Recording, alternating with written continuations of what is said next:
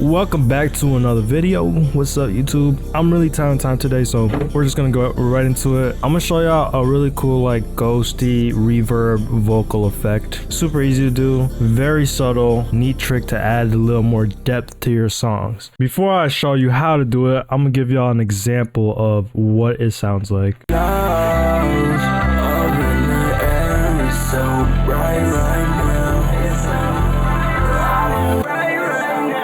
I don't know if you guys noticed right here.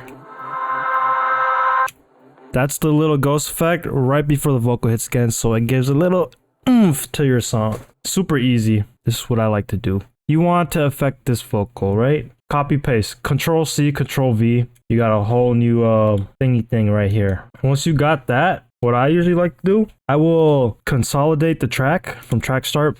Whatever settings you like. I usually like 32-bit, 512. And what that will do is now it'll have all the effects and stuff. So you could put it into a new track, put on 18, slap some reverb on it. I just put a lot of wet, removed the dry, sized it up. You guys can mess with it a bit. It doesn't have to be exactly this. This is what I did.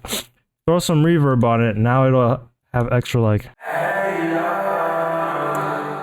And then what I'll do from there is I'll just reverse it and then consolidate it again. Once that's complete, I literally throw it into that same track with the reverb again, and I reverse it again. Now I should have a little... You hear that little... If you want, you could even do this more and more times again just to kind of stack some effects. You don't really need to, but that's just how I like to do it. Cool, simple little neat trick. But yeah, like I said, I'm very talented, so I thought I'd just show you guys something super quick and simple you could do today to add to your sound. But yeah, peace out, guys. Leave a like, subscribe, comment.